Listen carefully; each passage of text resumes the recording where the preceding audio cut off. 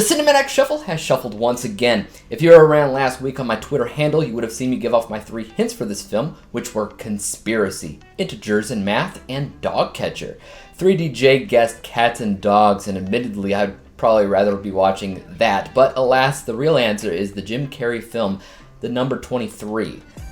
Let's get cracking. The Number 23 ultimately follows Jim Carrey's character Walter Sparrow as he discovers a book that seemingly follows around his life. Slowly but surely he becomes obsessed with the book, especially when it introduces the number 23 as a cursed number that seems to control everything around him. Before it gets overly convoluted, the film isn't that bad. There's some decent performances, the cinematography's not bad, Jim Carrey's mostly acting like his usual comedic yet dramatic self, and even when the mystery is first introduced, it's simple enough to satisfy a few curiosities. The book that he's reading that follows the life of a character that seems way too similar to himself, that's actually pretty cool. It's similar to The Truman Show in that way. The only real issue comes from the conspiracy angle of the number 23 that his character becomes obsessed with.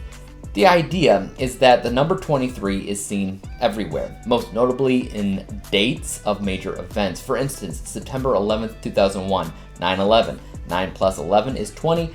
2 plus 0 plus 0 plus 1 is 3, so 23. Also, my son Liam's birthday is June 9th, 2015. 6 plus 9 plus 2 plus 0 plus 1 plus 5 is also coincidentally 23. Another example is often the number of letters in somebody's name, or most strangely, the director of the film, Joel Schumacher, directed 23 movies before he died. There's examples like this in this film from beginning to end, and I'll admit, on the surface, it's a compelling conspiracy and argument if you don't know how math works. If you do, the entire movie from beginning to end is stupid. Come and take an adventure with me and play a game. You'll need a shuffled deck of cards. In this example, the first card that I select is the number I'm trying to get to. In this case, it's a 10.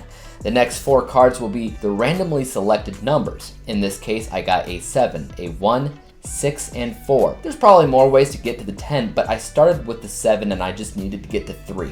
So 6 minus 4 is 2, 2 plus 1 is 3, and 3 plus 7 is our magical number 10. The point that I'm trying to make here is that given a random selection of any given numbers, and I really do mean any, the magic of math allows you to come up with any number as an answer that you want. Any number at all. It's not a conspiracy. It's literally math. The more you realize that, the more brainless of a plot this film becomes. Normally I try to kind of ignore logic and just go with the logic of the movie, since that's the point after all. But even after doing that, the film becomes increasingly difficult to comprehend because the editing is all over the place. And the more obsessed with 23 that the characters in the film get, the more melodramatic their performances become, and they're overacting like crazy. Jim is probably the best thing about the movie because from what I understand, even before production of the film began, he was already obsessed with 23. I guess he doesn't really understand how math works either. It's the melodramatic, noir-like narration of the film, the overacting of the actors, the ignorant dialogue and plot, weird tint throughout the film, and overly histrionic musical score that makes this film one of the most boring, absurd movies I've ever seen. Maybe part of the point was to showcase how obsession can literally affect people regardless of the reason, because in real life, people really do become obsessed over half-baked theories, which is, it's definitely one thing that we've been seeing more and more in the world. Maybe not obsession over numbers or anything, but similarly ridiculous things. People are indeed gullible, and maybe that was the point, but I don't know, something tells me that the film was literally trying to convince the audience that 23 really is a haunted, evil number, and if that's the case, good lord.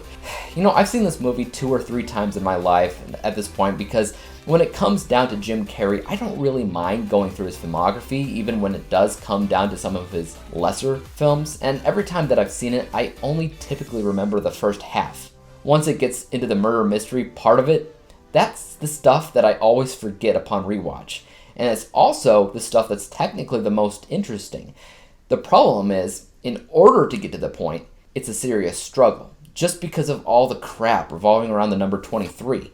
If you're anything like me, you would have checked out by that point. So even though the mystery angle isn't bad, the movie already buried itself by that point. Let's go ahead and take a look at my end score, for which I gave the number 23 an F letter grade. Final overall score of 35%. 35 out of 100 possible stars. Funny enough, this score is technically higher than my original score of 23%, though I feel like I was probably just being cheeky with that score. 35% is a little bit more fair though, considering the fact that the beginning and the end of the film is technically fine. It's just that there's even a good climax and resolution, but yeah, that second act is simply abysmal. What about you guys though? What did you think about the number 23? Have you seen it? Have you not? Do you believe in the conspiracy that this is indeed a haunted or cursed number that follows us around everywhere we turn? Let me know in the comment section down below, and as for YouTube, you guys know what to do. Hit that like, subscribe button, and bell to be notified when I come out with my next installment for the Cinematic Shuffle. And until then, peace out!